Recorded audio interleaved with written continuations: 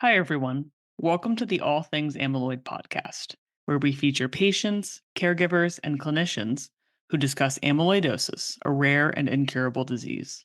Amyloidosis occurs when the body builds up abnormal amounts of misfolded amyloid protein, which can lead to serious and life threatening outcomes. I'm your host, Mackenzie, an amyloidosis patient and founder of Mackenzie's Mission. Our goal for this podcast is to raise awareness and share firsthand what it's like to live with this disease, to care for those affected by it, and to treat it. We hope this leads to earlier diagnosis and start of treatment, which will improve patient lives. Advanced kidney failure can be an unfortunate reality to patients with AL amyloidosis. Physicians often discuss two paths forward: a kidney transplant and dialysis, which is often thought of as a bridge while waiting for transplant. There are two basic types of dialysis: hemodialysis and peritoneal dialysis, or PD for short. In today's episode, we'll be talking about peritoneal dialysis with Linda. She has been battling AL amyloidosis for 10 years and is now on dialysis while waiting for a kidney transplant. Listen to hear what life is like for patients like Linda. Linda, welcome. Hi, Mackenzie. Good to see you, and thanks for having me.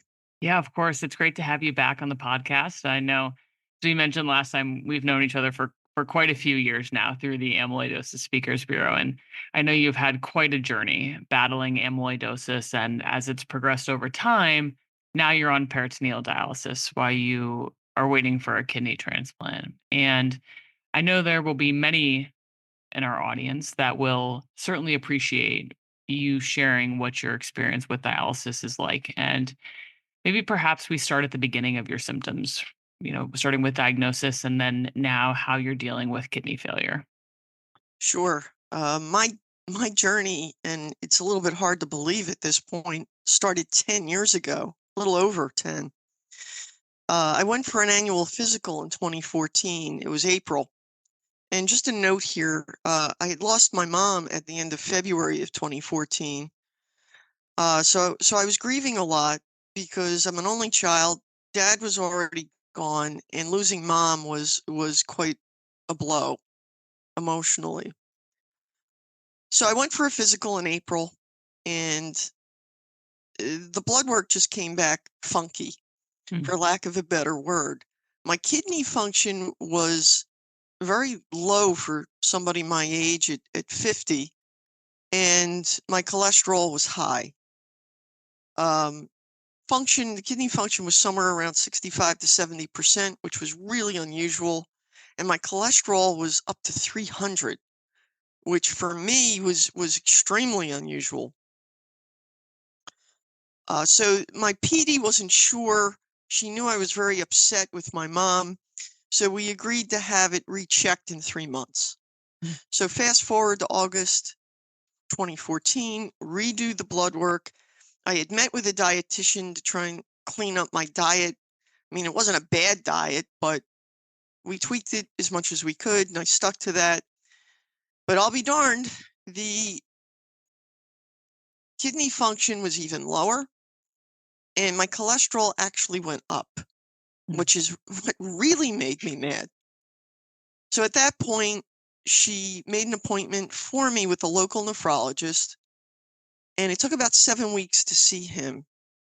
And when I did see him, I had done a kidney ultrasound. He looked at that, sent me for every possible blood test on his pad. All those results came back negative. So the next step was, and you may or may not be familiar with this, but maybe some of our listeners are, I had to get a kidney biopsy, which is the definitive test for AL amyloidosis. So of course that came back positive. And that triggered a bunch of other tests, including a bone marrow biopsy, which would indicate how much amyloidosis was present, how many cells were affected in the bone marrow, what percentage, and if I had multiple myeloma, or myeloma, which is the cancerous disease attacking that same cell. The good news there was only 2% were affected, and I had no multiple myeloma, so no cancer. That was good news. Went to a cardiologist. He did his exam. Good news was that there was no heart involvement. About several hundred blood draws later, and the kidney biopsy, the AL diagnosis was confirmed. After we got that result, the next step was seeing specialists. Now, I'm fortunate. I live in South Jersey, grew up in Philadelphia, and the University of Pennsylvania has an amyloidosis team, which, as I'm sure you know, not every medical center has one that specializes in this disease because it's so rare. So he made an appointment for me. This is November when I got the diagnosis. He made an appointment for me in January. So in between, I was going through all those tests and so forth. So I met with the team in January. First, I met with the nephrologist, and she confirmed the diagnosis. And then she passed me over to the Amy oncologist. He had looked over my test results, and as you know, at that time, the gold standard in 2015 was the bone marrow transplant, the stem cell transplant, and you've been through that. At the time of my diagnosis with the nephrologist in 2014, we thought that was the only treatment. By the time I got to Penn and spoke to the specialist there, I had the option of going through the outpatient chemo known as Cyborg-D. I had a discussion with him about the success rates, and what shocked me was that he said they were about the same between the chemo and the stem cell transplant. At the time, he said, there was a 40% chance with the Cyborg-D, 40% chance of full remission, 50% chance of partial remission, and 10%, nothing to speak of. And when I asked him how that compared to the stem cell transplant, and I was expecting at least 90% full remission, he told me at that time it was about the same. So for me, it was a no-brainer because I had known about the stem cell transplant for a couple of months, and I just had this deep gut feeling I wouldn't survive it. I didn't have the support team to be there every day for me. And I just had this horrible gut feeling. And I found out later that the kidney patients with the kidney impact who go through the stem cell transplant usually end up on dialysis. So it was my choice. I chose the Cyborg-D, and that's outpatient chemo. Due to logistics, he designed the treatment. I got the treatments administered locally because it was winter and I had family coming in from Philadelphia. And it got logistically complicated. So it was easier to do it locally, and then did see him. Now, the initial protocol was 3-4 months. I saw him at the 3.5-month mark and found out that I was, in fact, in full remission. And I had gone into full remission 2 months into the treatment, which shocked the heck out of me because, as many are aware who have AL amyloidosis, you have the proteinuria, the foamy urine, which wasn't going away. And I didn't know what to expect, had no idea if the treatment was working. So hearing that I was, in fact, in full remission was the best thing I could have found out on tax day of 2015. I still celebrate tax day, April 15th, for that reason. And I had to do an additional month as a result. It's 2 months after you go into remission. I was scheduled until the end of April, but we had to fit in May as well. So I did that. Once I finished chemo, I went into a quarterly checkup cycle with the folks at Penn and my local nephrologist. And things were fine. I mean, I was left with 20 to 25% kidney function after the treatment. I started meeting with a Penn renal dietitian who put me on a renal diet along with the course with the renal doctor. And I followed that renal diet like my life depended on it. Mm. I stuck to it like glue. There's a lot of things I cut out of my diet, like red meat, veal, pork. I still eat mostly chicken, poultry, turkey, some fish, some plant protein, because the red meat, veal, and so forth are hardest on the kidneys. And they monitor, as you may know, or folks listening, the protein amount, potassium amount, and the sodium amount. So I weighed everything religiously. My weight was stable. I started walking. I was able to work part-time from home. I cut out any drugs that could be harmful to the kidneys, like ibuprofen, over-the-counter type stuff, and just stuck to that. So I managed 5 years being stable at 20 to 25%. And I consider myself very fortunate, not only that the impact of the amyloidosis is contained in my kidneys, but that I was able to live stable like that. Mm-hmm. Now, my biggest issue was fatigue and a lot of anxiety, as you can imagine. But I just wasn't as robust as I was prior to all this. So working at home was a big help, and whatever I could do, I just had to live with the fact that I would be more tired because the kidney disease causes anemia. Mm-hmm. So fast forward, so I'm living a new normal. Fast forward to 2020, and my kidney function starts to fluctuate outside of the usual fluctuation that we had been seeing for 4 years. By September of 2020, it was time for my latest quarterly checkup, and my function, the kidney function, just was lower than it should have been, lower than it had been, which was a major red flag. And at that point, we had to look a little deeper. My care team at Penn tried to find any possible reason other than amyloidosis causing the problem of the decline, and they just couldn't find anything. They couldn't even determine if the amyloidosis was active based on that particular test. So it was a real puzzle. And of course, the two doctors conferred, and the recommendation was get treated. We're not sure, get treated. And I had thought about it and decided no matter what, I wanted to protect my heart, the rest of my organs, just in case. I mean, I didn't want to go through treatment again. Who does? But I knew that was the best of the options I had.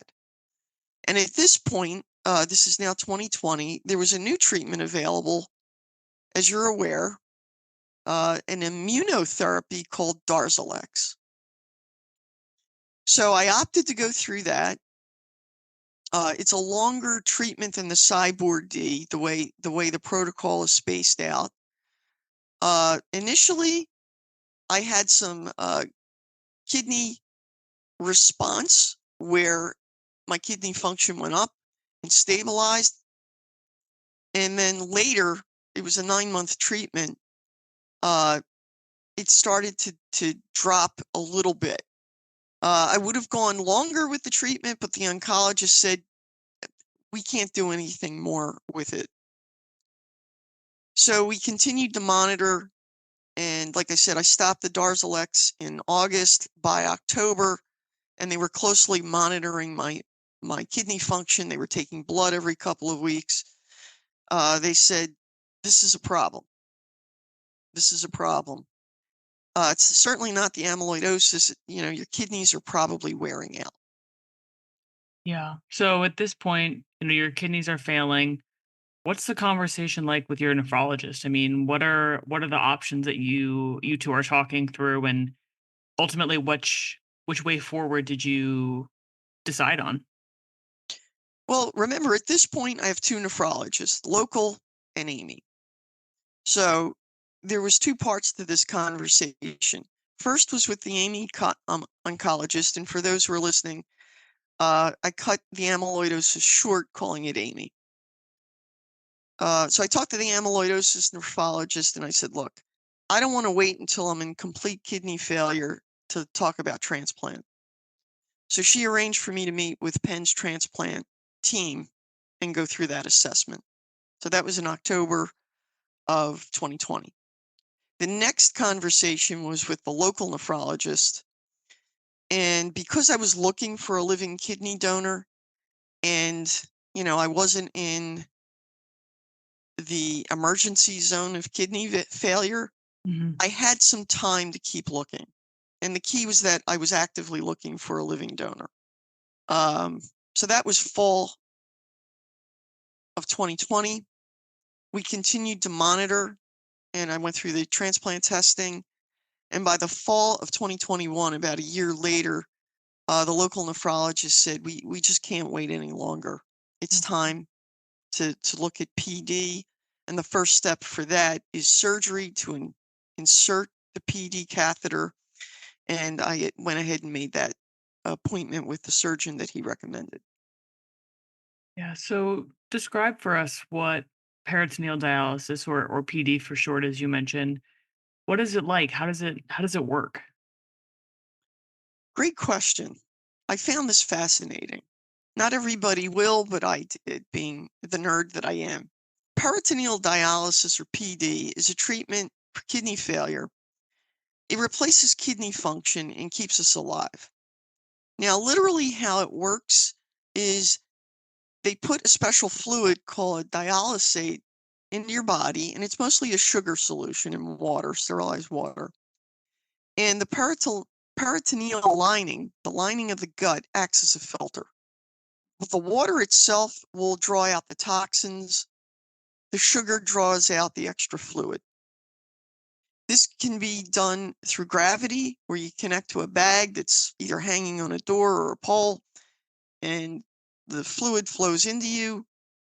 Then you disconnect and you go about your business for 2, 3, 4 hours, whatever they recommend.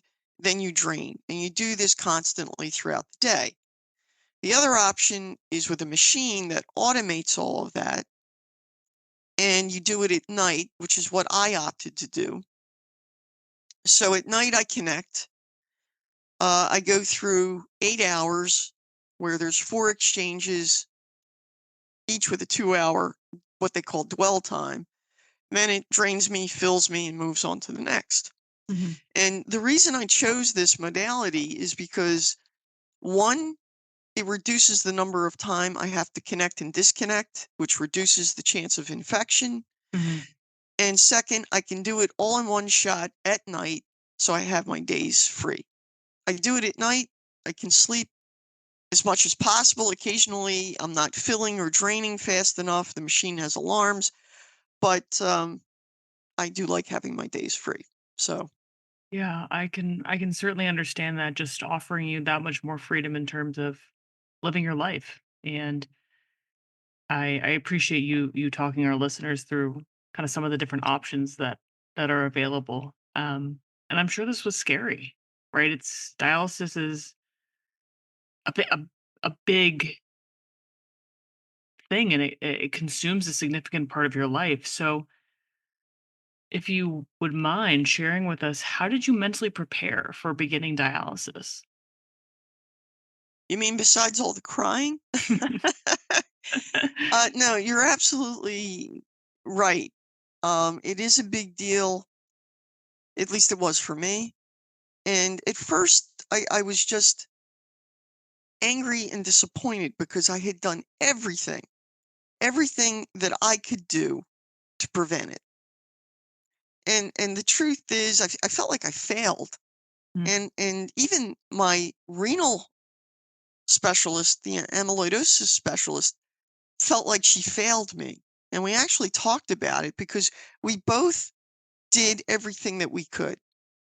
It's not her fault. It's not my fault because I know I did everything I could. It just was. It's unfortunate, but it was. And there was both mental and physical preparation. Therapy helped some with the mental part of it because it's okay not to feel okay about this. To your point, it's a very big step. And for me, it was just hard to accept initially, Yeah. but I got there. There was also physical preparation, but along with the mental, my local nephrologist, who would then be my medical director in dialysis, he put me in touch with his PD nurse. The PD nurse is key in dialysis or in PD dialysis. They know more about this than a nephrologist in terms of the day-to-day workings, how the machine works, how the process works. They are the experts. So he arranged before the surgery for me to talk to his nurse, who was excellent. His name was Tom. We spoke 2 different times for about an hour. It was obvious to me he knew what he was talking about. He was very experienced. Um, he answered all my questions. He brought up some issues that I wasn't aware of, and gave me some insight as to what it would be like. Now, one of the things he told me, which was very upsetting to me, and this is a little bit of emotional and a little bit of physical, was that I have 2 cats, which became my emotional support cats because I only had them for 6 months before all of this started 10 years ago. I had to move them out of the bedroom, Hmm. which, they had the run of the house, but we all hung out in my bedroom. But they are a risk for infection for several different reasons, and that just broke my heart. But as with everything, we adapted. It took some time. And then, of course, on a more practical note, or uh, another practical note, is I had to rearrange my bedroom because I needed to get a cart to put the machine on, and I had to have space for that. And then I had to buy those plastic organizers, the drawers and whatnot, several of them, because there's a ton of supplies that go with the treatment. So there was some prep there. But thanks to Tom, I was a little more knowledgeable, as well as doing my own homework on YouTube and things of that nature. But talking to Tom, because he was the source, he was the gentleman that was going to train me. And the bottom line is, after speaking to him, because you don't know who you're going to meet, I knew my doctor, but talking to Tom really eased my mind because I felt like I really could put my life in his hands. And that trust meant a lot to me. Yeah. I'm so glad that the resources like that exist because as you mentioned and as we've said, this is a big step and it's you kind of have to alter your life around it, right? Correct me if I'm wrong. And so to have a resource like that that you really like you said, I love this that you felt like you could put your life in his hands and he could get you to a point where you felt like, okay, I can do this. I feel comfortable and confident and my ability to do what I need to do. So I'm so grateful that resources like that are available to patients. But kind of taking it another step forward, in terms of kind of the overall picture of your care, how often do you now check in with your specialists and your care team who are monitoring your kidneys? I continue with the amyloidosis oncologist on a quarterly basis. That won't change. In terms of the renal specialist, there's a little bit of a handoff there to the local nephrologist because now he's the quarterback, if you will, for the PD. However, I do see her about 2 to 3 times a year. We still keep in touch. She still monitors things because if the amyloidosis should raise its head again, they all want to jump on it. Yeah. So I do keep in touch with her. She's less involved, but she does monitor the situation. As far as the local nephrologist and the PD, it's a whole different schedule. For my center and my doctor, the schedule, it could vary from center to center, company to company. I work with DaVita. There's another major company in the U.S., Fresenius, and a couple of smaller companies, I believe. It really depends on how they work. For me, with DaVita and my particular clinic, I go in once a month to get a blood draw with the PD nurse. He checks on the exit site because I have a tube. In case it's not obvious, I have a tube hanging out of my belly with the connector for the machine or for the manual bags. But I see the nurse once a month to get a blood draw, and he goes over everything. There's a lesson. I have to sign off on things. It's their protocol. The other thing is, because of the anemia, I also get a shot to boost hemoglobin production.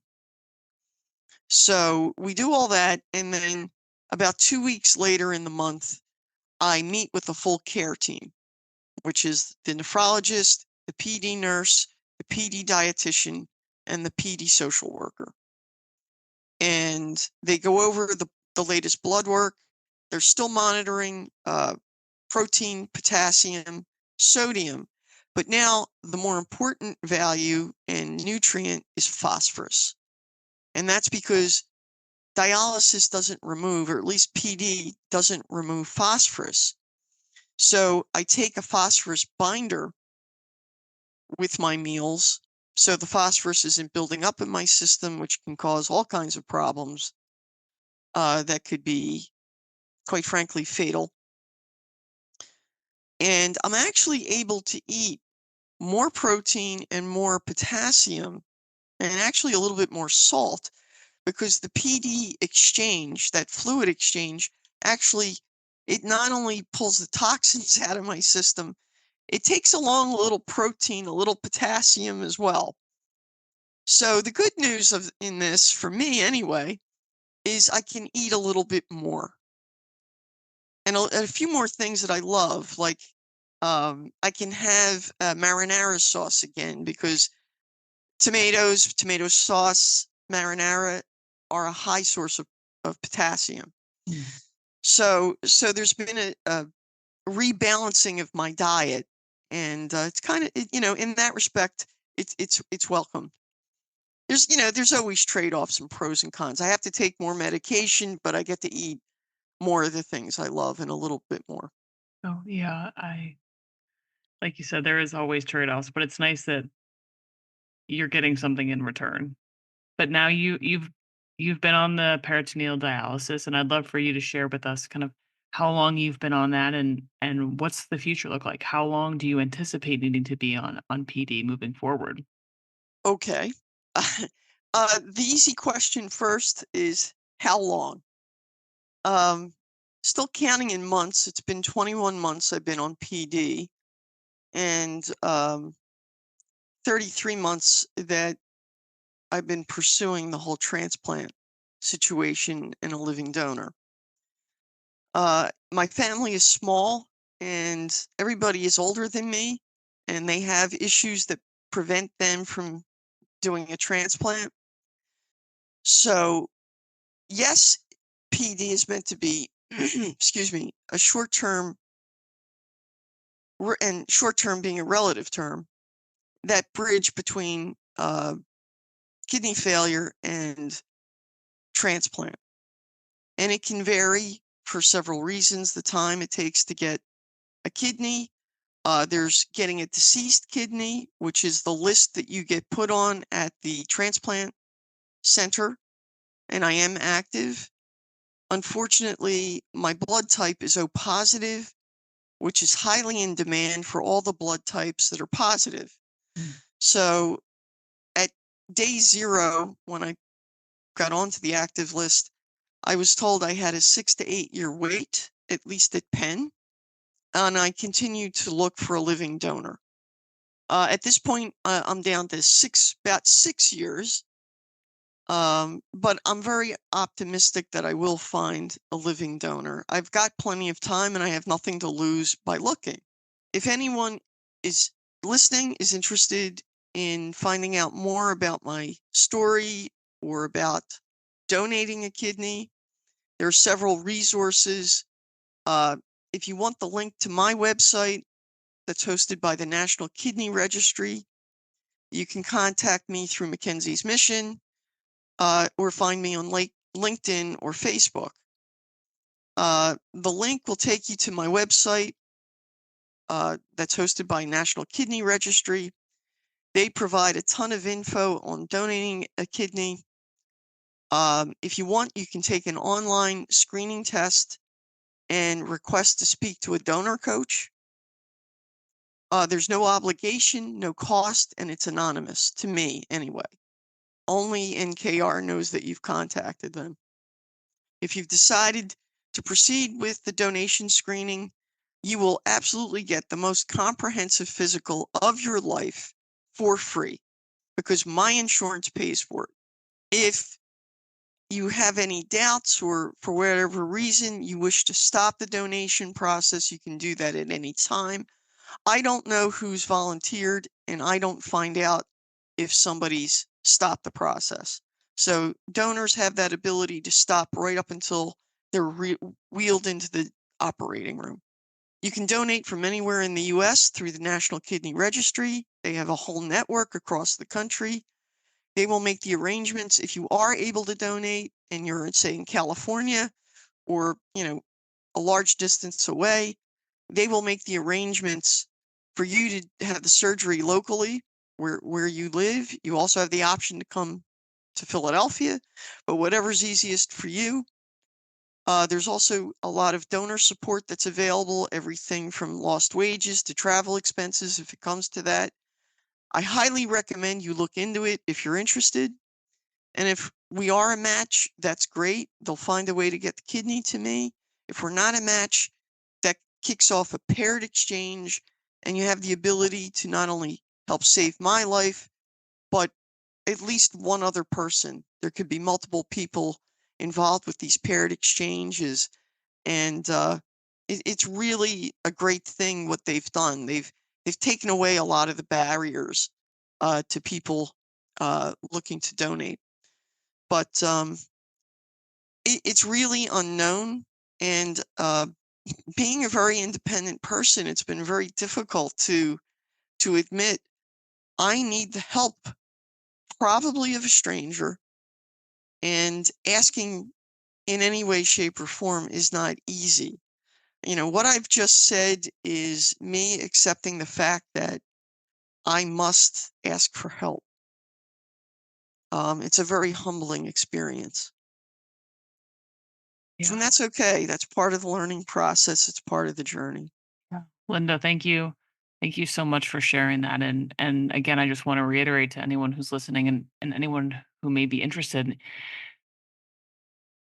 you're more than welcome to reach out to us. We're happy to put you in touch with Linda. And there are a lot of resources out there where you can find more about the process of donating a kidney. And like Linda said, it's an incredible opportunity to save someone's life. And again, if you're interested, we'd be happy to make that connection for you. But Linda, in closing, do you have any thoughts that you might want to offer for patients who have chronic kidney disease and who are maybe facing dialysis or currently going through dialysis, and what you might say to them? I do. First of all, if you're in the early stages of kidney failure, my first recommendation is avoid dialysis if you can. Work with your nephrologist, whether you're an amyloidosis patient or not. Work with your nephrologist, work with a renal dietitian.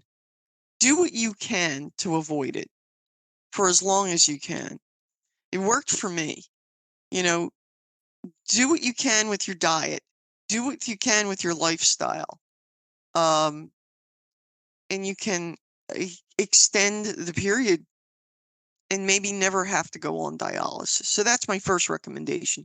Do what you can to avoid it for as long as you can.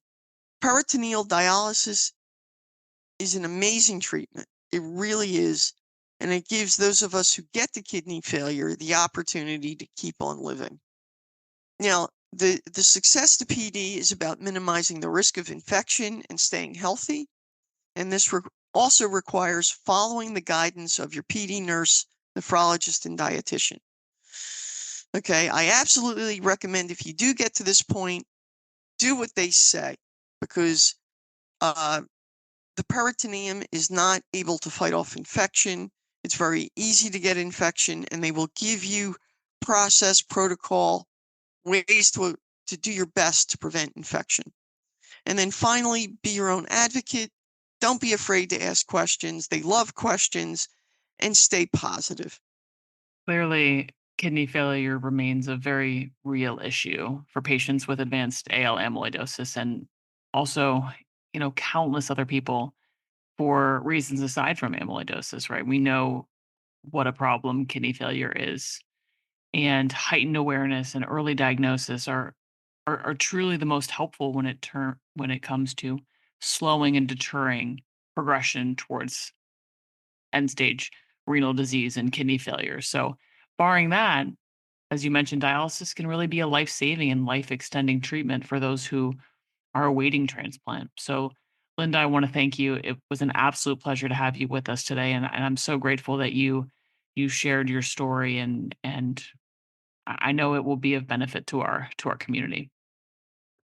Thanks again for the opportunity to share my story, and hopefully, and I'm sure it will, help those that are listening. Thanks for having me again, and look forward to any opportunities where we can speak again. Thank you. Of course, thank you, Linda.